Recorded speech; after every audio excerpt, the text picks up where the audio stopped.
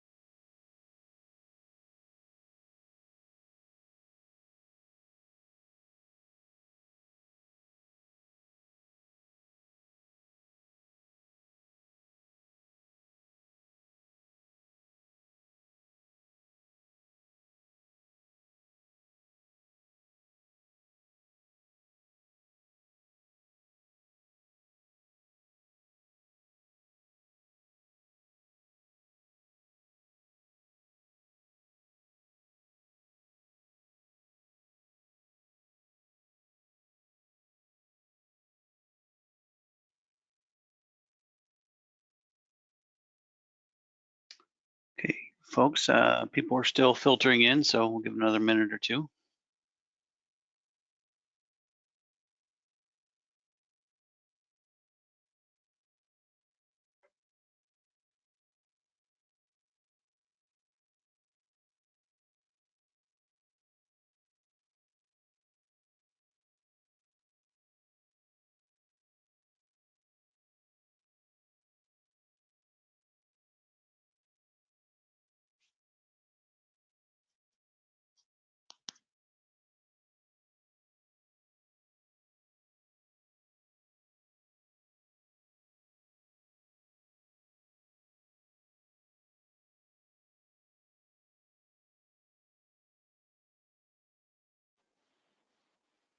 Okay, we'll go ahead and get started. So thank you, everybody, for taking time out of your day to attend today's webinar. It's another installment of the Ask the Moldflow Experts series here at CAE Services.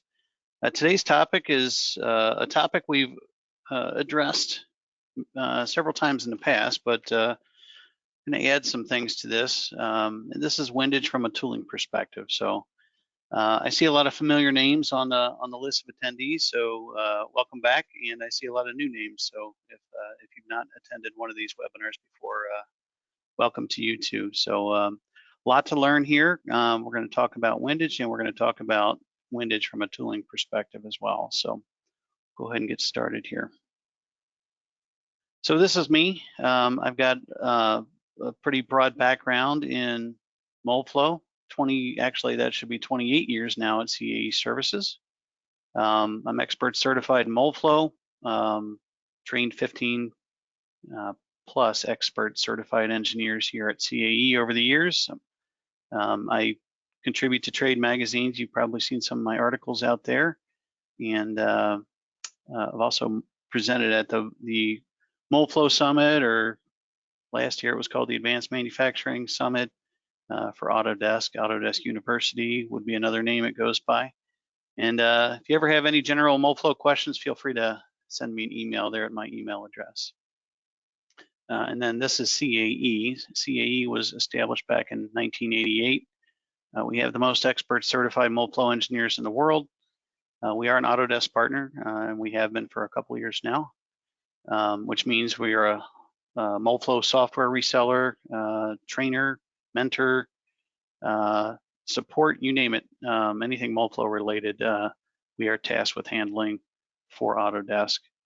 That number, that 24,000 plus project, should also be updated. That's more like 26 plus thousand now. And there's our website. So if you want to learn more about us, feel free to visit there. So here's the big question, right?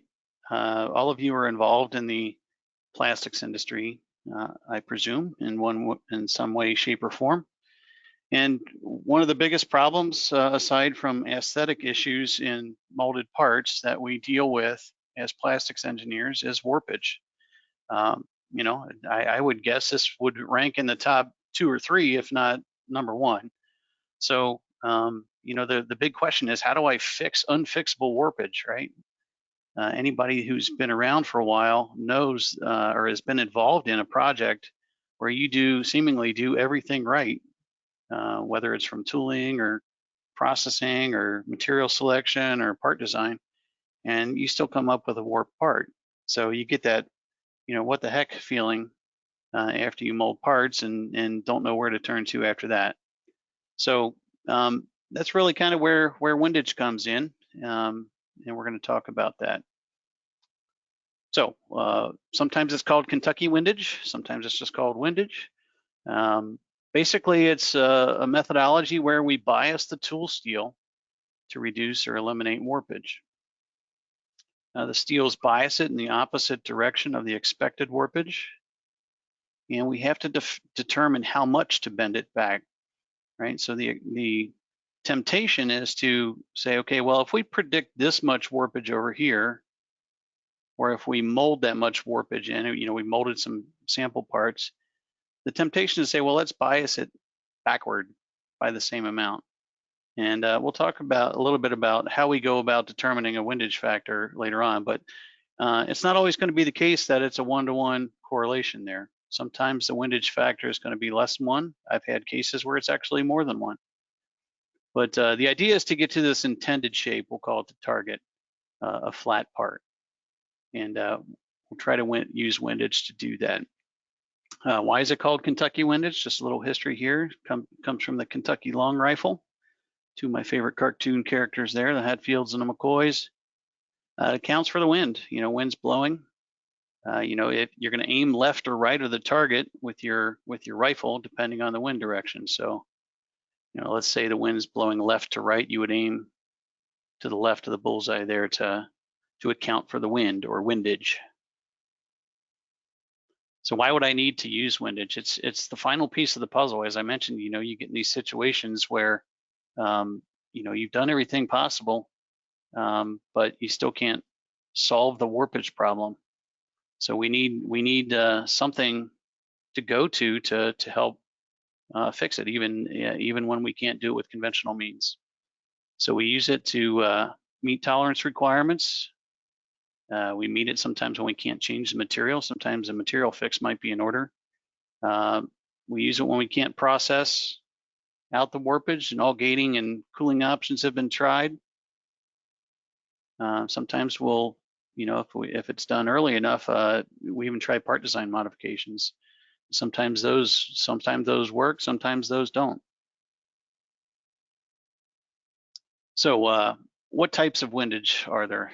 You know, we have the traditional trial and error method where you try, you fail, you try again, and you go through some loops until you finally succeed, which can be an expensive and time-consuming operation, of course. And that's a good reason to use simulation. And we've been using simulation now for, you know, upwards of 10 years. But there's the second part of that, and that's why we're here today, is to talk about tooling. You know, doing windage in simulation world is all fine and good, but if it's not something you can translate over to a workable tool, then it's just simulation. So here's what that traditional simulation tuning loop methodology looks like. We start over here on the left. I'm not sure what just happened there, but someone went on mute and heard some music. But in any case, we have the design on the left here. That's where we start, right? And then, you know, once we are satisfied with our design, go into machining and tool build, mold some parts, inspect them.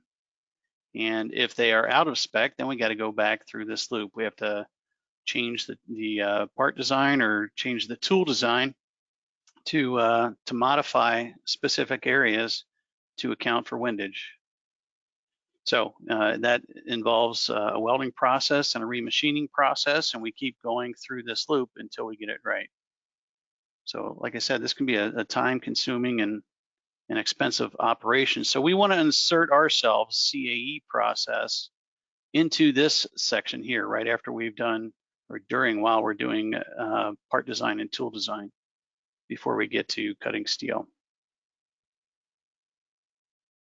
So, I mentioned it's time consuming and expensive, and on some larger molds, this is some feedback we got from a mold maker. They're used to budgeting upwards of $110,000 for tuning loops. And so this is what it looks like. You go through the first tuning loop. It's typically, you're cutting most of the windage in that tuning loop. That could be a 4 to 6 week process and cost 50 grand. And as you get closer and closer to the right answer, the time gets cut down a little bit and the cost becomes less expensive, but it adds up, both the time and the money. So that's traditional windage. When we have a Moldflow windage analysis, we insert the Moldflow analysis into the design, part design and tooling design process. That's typically a 1 to 2 week process. And then a typical cost for that would be, somewhere in the 5 grand range. The windage and CAD morphing, let's call it a week. That process used to be a lot longer. We've fine-tuned that and gotten a lot better at it, and it's a less time-consuming operation nowadays. And then, sometimes there's going to be a tuning loop when we're done. We'll talk about expectations a little bit later, but the idea here is to get the time frame down and get the cost down to get the final answer. And we insert Moldflow analysis into the equation to help do that. So when should you start simulation for windage? As is the case with everything Moldflow, you want to do things early. If you're waiting to the point where you're ready to kick off the tool and the chips are flying and the time's ticking away, I won't say it's too late, but it's going to be more painful when you get to the end. If you have to start thinking about windage at that stage. So start simulation early during part design phase. And do the traditional Moldflow analysis. After all your simulation options have been exhausted, if you're still ending up out of tolerance, then windage should be considered. The question may be, well, why would you do it on early part design? We expect this part design to change because it helps you know what you're up against. Even knowing that the final part design may change, you're going to know what you're up against windage factor wise when you get to that final design. Of course, you want to finalize tooling early as well for all the same reasons. And of course, you want to do windage on the final design once you have it. So we call this the holy grail of warpage simulation. Again, it's been around, we've been doing it for a long time, but now we're adding the tooling and the morphing into our toolbox and making it a lot easier to hand off final files to the mold maker. So who is responsible? And this gets to that question. Traditionally the molders and mold makers were responsible for cutting windage into the tool, and they would protect certain areas of the tool, oftentimes up front, knowing that they may end up doing windage. But it still uses the trial and error method. So you've got all those loops, those time-consuming and expensive loops. Sometimes they would just do spot corrections. Of course, you're not going to necessarily put windage into the whole mold that way after it's built. That's just a nearly impossible operation, right? So it's more spot corrections around the periphery of a part, for example, or protecting certain critical features for being able to move. And again, nowadays we do it through simulation. Make sure you're using expert Moldflow analysts. There's a lot of bad Moldflow being done out there. I don't mean to cast aspersions, but with wrong input, you can get wrong output. So insist on using expert Moldflow analysts when you're considering doing windage analysis. And then who's responsible for the CAD morphing? A lot of folks that are skittish about getting into using Moldflow analysis for windage would always have the objection that, well, who's going to create the CAD? And this would traditionally fall on the shoulders of the mold maker. And in some cases they have that capability, in some cases they don't. You know, and by capability, I mean the right software, not only the right software, but the right people to use that software to be able to morph the part properly and still have a toolable part. So, you know, knowing that, we've taken it upon ourselves to learn that process and use the right people and the right tools to be able to morph a part properly, and we'll talk about that. So of course you want someone that's experienced with a tooling background. So here are the basic steps to windage success. First thing is to make sure a part is feesed. Talk about that.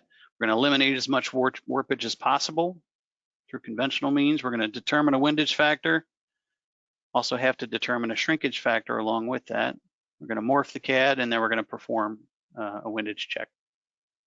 Those are the 6 basic steps to windage success.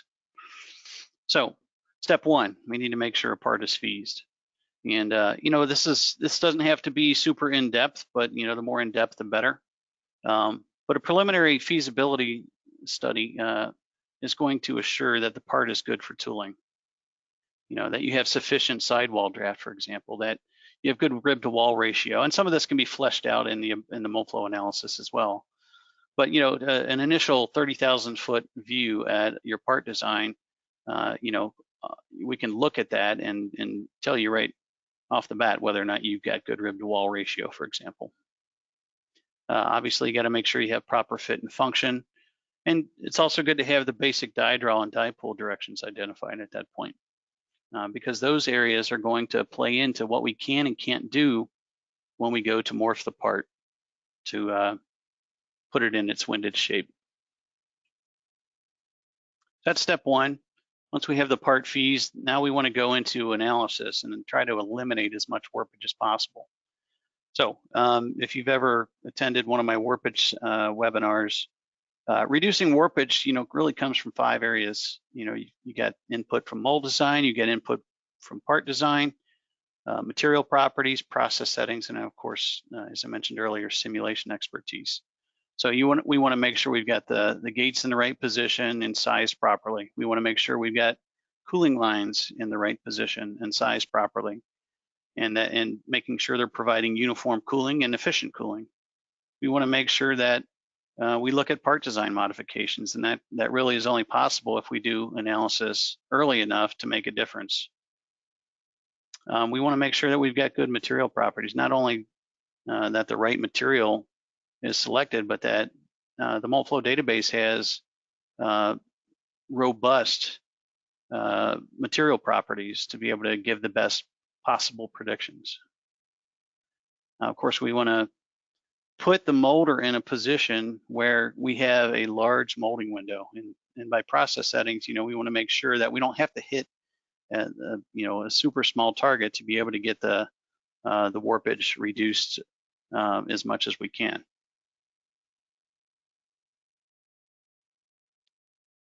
So here's an example where gating mattered. We have, get this animating here. So you have 2 pieces to a fan shroud, and you know, traditionally these types of parts, you would see 2 more gates on this larger part.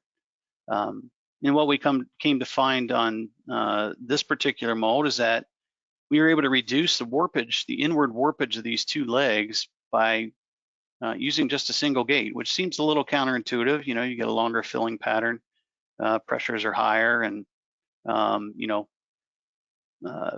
seemingly puts the part out of a pressure balance. But the fiber orientation made all the difference here. So by making this fiber orientation a little more uniform, we were able to reduce the warpage in those legs. You can see the inward warpage there. So once we have the gating and everything, cooling, so forth, set where we want it, now we got to reverse warp the part and do what's called a windage check. Okay, so we got to look at the intended position shown in red here, and then look at the reverse warped part, like we see here, outward biased, and see if it comes back to the intended position. You can see in this case, it warps back to the nominal. Okay, so how do we do that? We got to determine the windage factor. So we use the final mold design. That includes a manifold, the runner and gate. Cooling lines and inserts should be in there. If you have mold max inserts, for example, or maybe you've used conformal cooling, you need to make sure that's in there. Material, of course, the data is important. The right process settings, all those have to be included. So in this case, we have a part end gated, as you can see. And this is the predicted warpage scaled up by a factor of 2. But so you can see the ends of the part are tending to warp inward, and the middle of the part is starting to bend down. So the part is smiling a bit. And so we take that shape from Moldflow and we export the opposite shape from there. Okay, so we're exporting the opposite shape with a factor of 1 based on what it predicted for warpage. And this is kind of a look at how things overlay with each other. So if we have the nominal or the target geometry in blue, this is a meshed part, and we predict this part to warp like we showed in the previous picture. That looks like the green here. What Moldflow is going to do is take it and reverse warp it, and that's what you see here in yellow. So you see it warped outward, it's expanded, and so forth. So that's our starting point when we're determining the windage factor. So we run our analysis again, and it predicts a warp shape from the windage model, and then we can overlay that with the nominal geometry and start picking points off and measuring how far off we are. So that's one way to do it, is to pick points on an overlay and see if these deviations from the nominal geometry are acceptable. All these numbers, of course, are very low. Another way to do it is to overlay it in like in a inspection program, like when you do laser scans. You can overlay the warped geometry from a Moldflow windage model and overlay it with the nominal geometry and see what your deviations are there. So there can be some iteration involved in there. A lot of times you're going to end up with a windage factor 1. A lot of times you're not. It really just depends on the part, the geometry, the material, etc. So is it always 1? No. You know, our original starting point was a flat or nominal target model. You know, when we morph it into a windage shape, our starting point oftentimes is an arc, right? So what happens is the arc shape is stiffer than the flat shape that we had in the original analysis. So it's inherently stiffer, just like you see, you know, that's why they put arc shapes in architectural buildings, right? So so your windage factor isn't always going to end up being 1. Sometimes it's going to be less than that. In a very rare occurrence, it's going to end up being more than that. So we've got the windage factor now. The next step is to determine the shrinkage factor. And for this, you want to look at a lot of different sources, right? So Moldflow is going to have some results that can give you a shrinkage factor, like kind of a composite shrinkage factor in 3 directions. If your Moldflow material deck includes what we call CRIMS data, that's empirical shrinkage data. You can use that information to know what you can expect for shrinkage values over a wide range of processes. You can use published shrinkage data from the material supplier, and you can use your past experiences. So all of these factors should be considered to determine the different shrinkage factors in the different directions. And it's not always going to be the case that you're going to put different shrinkage factors in different directions. Here's a look at what Moldflow might predict if we you know, pick a couple of points across the part, or I like to pick point pairs very close to each other across the part and get some idea of which areas are shrinking more, which areas are shrinking less. Of course, we want to try to minimize shrinkage variation as much as we can through gating and processing, but you know, parts shrink at different rates, right? You can see that here. In this particular part, you have very high shrink rate in the middle, and lower shrink rate values around the periphery. So the assumption that mold makers are making when they cut steel is that the part shrinks isotropically, same in all directions. For the most part, they'll cut it to one number.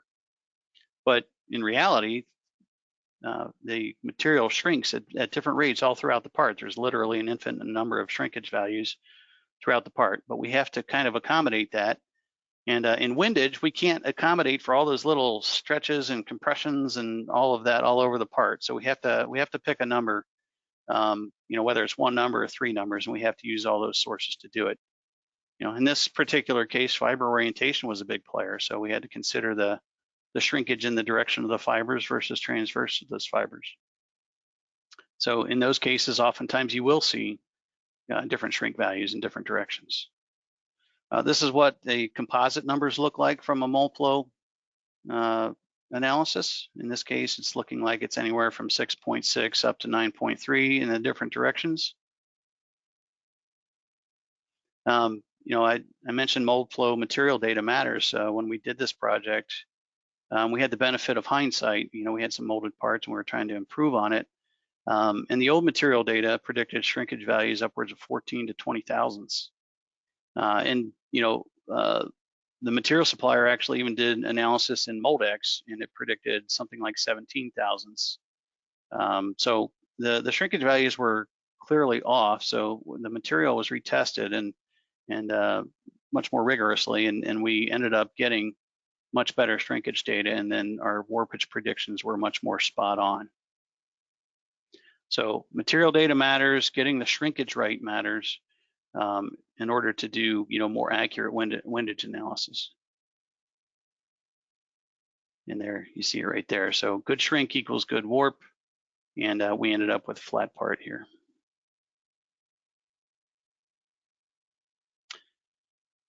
So once we've got the windage factor and the shrinkage factors determined, we go into morphing the CAD. Okay, so we're going to take an STL or a step model from Moldflow with the proper windage factor. We're going to export that. We're going to expand it. We're going to make sure it's expanded, I should say, to the proper shrinkage factor, the nominal CAD that is, based on that conversation and all those sources that we used in the previous step. But probably the biggest part of this is to protect features for die draw. You can't get yourself in a situation where you end up with features die locked. Just look at this part over on the right. You have ribs, ribs, ribs, and more ribs. And any one of those could put you in a die lock condition, when you go to morph the part. And you can see how much warpage there was in this particular part. The yellow is the nominal, the intended shape, and then we actually morph this. The yellow, yellow is nominal, and then the purple is the windage shape. So we had to do quite a bit of work to keep all of these ribs from going into a die lock position. So we morph it to match that windage shape and keep things in protected for die draw. So here's just kind of a simple illustration of that for ribs, right? We have an original rib in die draw. When you look at a windage shape, if we morph the part and allow the rib to go along with it, you might end up with a trap steel condition on the right side here. In the past, oftentimes what we would do is we would actually maybe add more, add or subtract some draft to that, either make it thinner on the top or thicker on the bottom to help our draft, but do it a little differently now. We leave those features in die draw. So we have the warp shape of the base of the part, but the ribs and the features that come off of it, we just keep those in die draw position. So this is what that looks like. So on a 3D mesh, for example, so we morph it within the die draw, die pull directions. Here we see the die draw direction. We want to focus on fit and function critical areas, bosses, locating features, ribs, what have you. Trim edges, overall sizes, all of those things are probably the things that we focus on the most when we're doing our morphing. In some areas, where you have super tight tolerances, maybe you have locating features, that are super critical and super tight tolerances, you might want to leave those areas stock safe so that we can correct those more easily down the line. And throughout the process, we want to make sure we're paying attention to draft, of course. We want to make sure that nothing that we've done has put us in a compromised position when it comes to trap steel. So that's what it looks like in a 3D model for Moldflow. At CAE, we have more of a preference to use mid-plane models, and there's a lot that goes into selecting what type of model. Material data, of course, is a big factor, but we can morph the model and use mid-plane models as well. Again, we tend to believe that the mid-plane models are most accurate when it's the right situation, but absolutely positively need CRIMS data for those cases. So once we've morphed, now we have to do another windage check. We have to remesh the part in Moldflow, rerun everything using the same conditions. That means same process, same gate location, same cooling. We're going to compare that to the nominal shape because now we've changed the stiffness, right? Because we've kept our features in die draw. It's not the same as what we did the first time around when we were determining our windage factor just from a Moldflow morphed part. Now we're making it toolable, and now the part design essentially has changed. So its stiffness changes, and sometimes it changes enough to affect our warpage predictions. So we have to compare this again to the nominal shape, see if there's any areas that need to be corrected still, and adjust those as necessary. So we perform another windage check here. In the upper one was what we did in Moldflow world when we just used a Moldflow morph. Here's what we did when we had the full CAD morph. In this case, everything came in nice and flat. This one didn't have a whole lot of features on it, so it wasn't terribly surprising that we hit that one pretty well. But in cases where there are areas that we have to pay attention to die draw, that's not always going to be the case. Oftentimes we end up making some adjustments and redoing that process. Here's another way to do it, of course, with the overlay. This was a case where we had a slide on the back side of this thing, and we decided not to protect for that. It wasn't a critical dimension. You can see these ended up not out of tolerance, but they did warp, and they were not flat. But of course, that didn't end up mattering. It was not a critical dimension. So in order to correct for that, we would have had to protect the slide and make some shape changes to that in order to account for that. But again, more time, more money involved in doing that. And again, we go back to this. So, in a mid-plane analysis, we can see how it all comes back to nominal. So once we've done that final windage check and we're satisfied, it's just a matter of sitting back and enjoying the results. In this case, the perpendicularity of this L shape needed to be within 10 thousandths. It was measured at, 3 samples were measured at half of that. And the perpendicularity of the boss, this actually involved a part design change that our designer came up with on that as well. And those all came in well within spec as well. So I mentioned managing expectations, and this goes to everything Moldflow.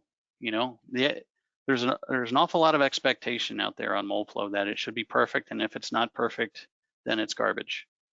I think that's the wrong way to look at it. I've done enough Moldflow, over the past 28 years to know that it's not 100% perfect.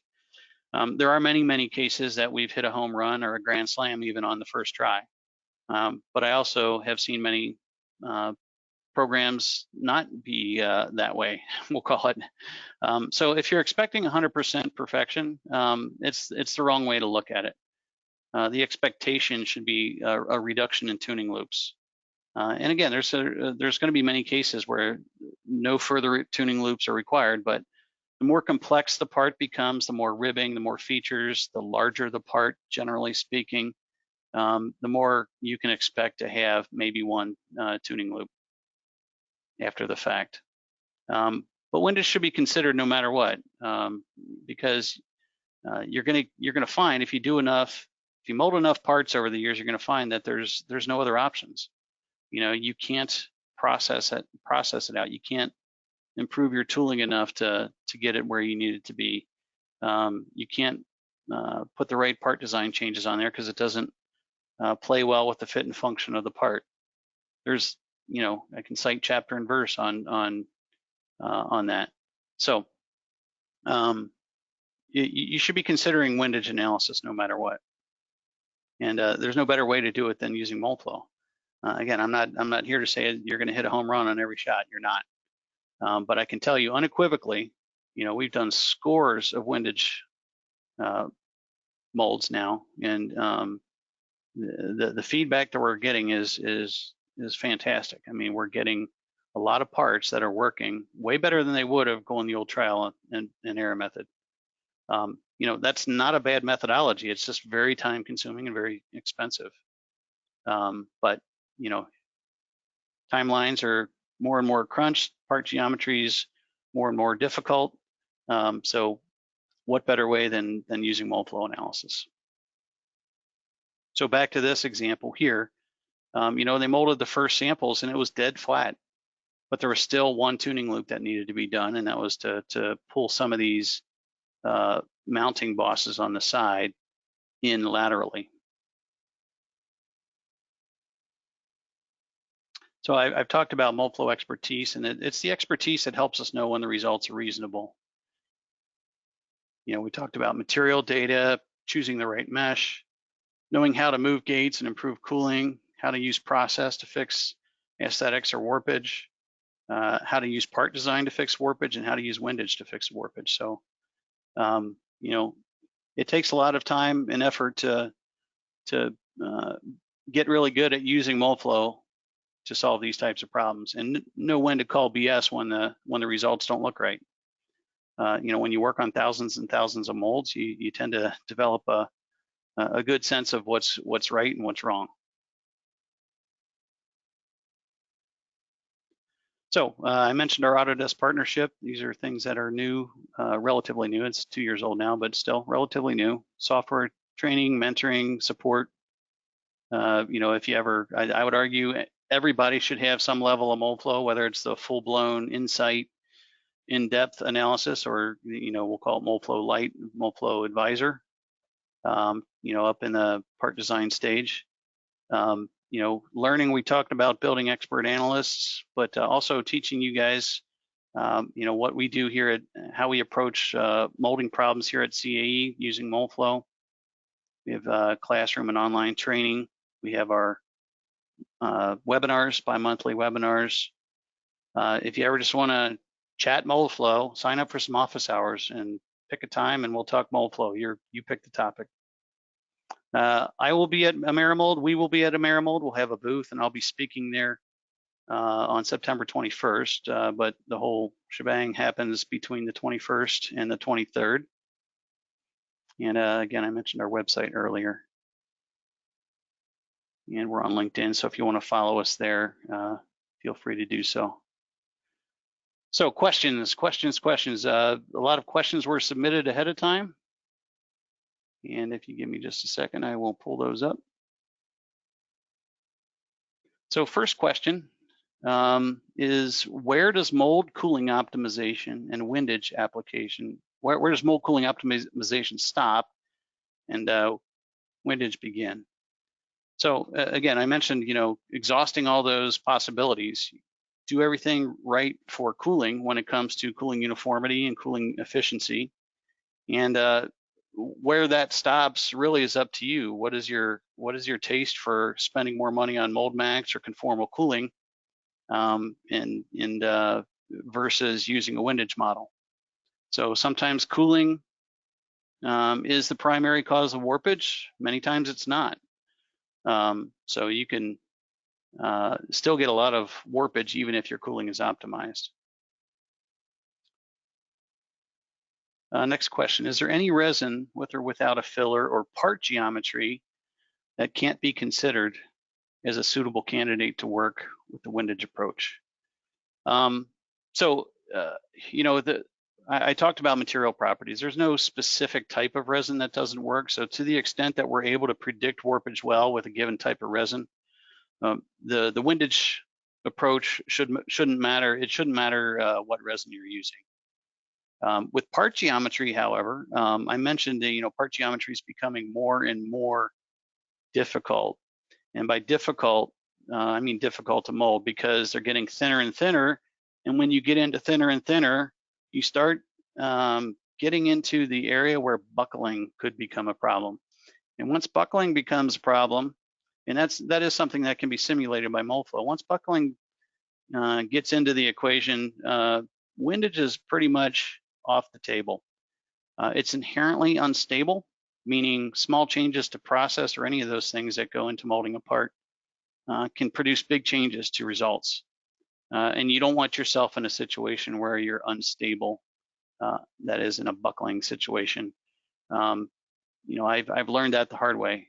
You know, I missed a buckling mode for something, and we tried to do windage on it, and lo and behold, you know, didn't work out. So buckling is, you know, one of those situations where windage is a bad idea. And honestly, you should be looking at your part design anyway if you get into that situation. How do you overcome upper management and quality reluctance to consider utilizing windage as a part of a production tooling strategy?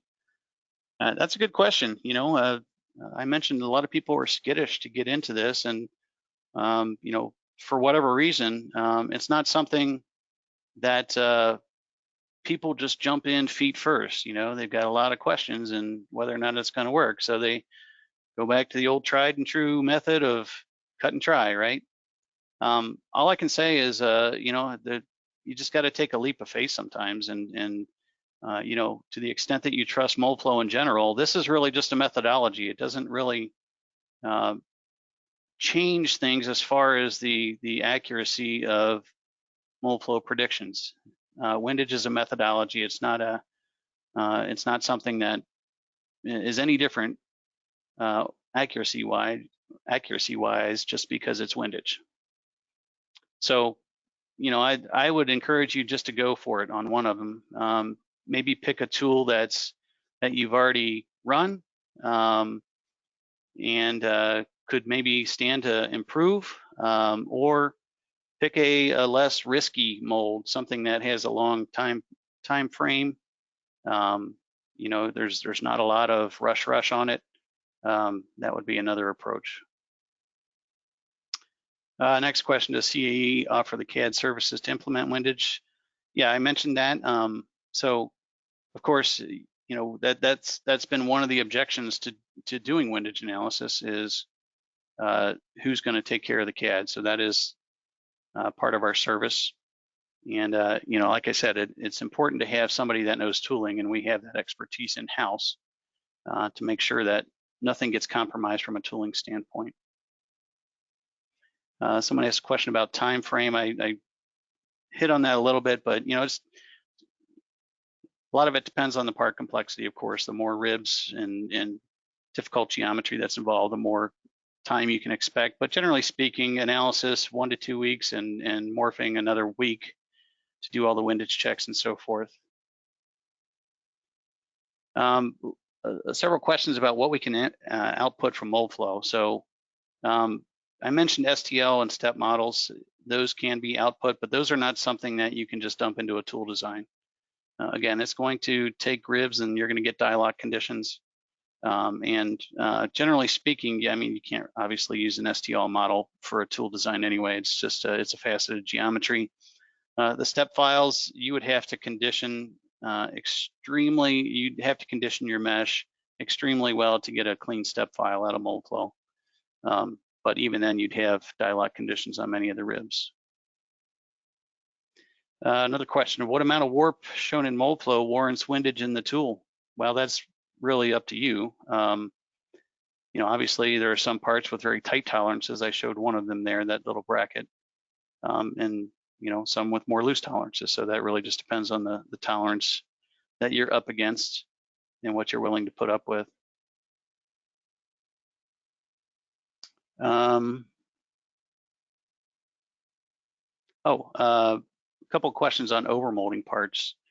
The big difference between like a 2-shot overmold and just a standard single shot is you have to pay a lot more attention to the shrinkage. If you have 2 different materials, of course, that shrinkage factor really comes into play, and toolability becomes more important. You just have to pay a lot more attention to things, and that really speaks to why we need to have a good tooling engineer working on that morphing, so that we're paying attention to all those things as we're putting things together for a 2-shot overmold. So yes, absolutely, it can be done for overmolded parts. You just have to pay a lot more attention to things.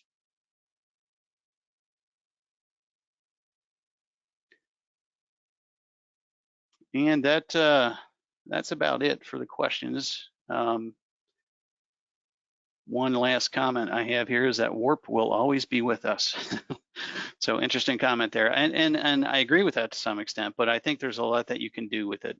I think windage is that last piece of the puzzle, and I think it's the best approach we have to fixing that final bit of warpage that we can't fix with all those conventional means.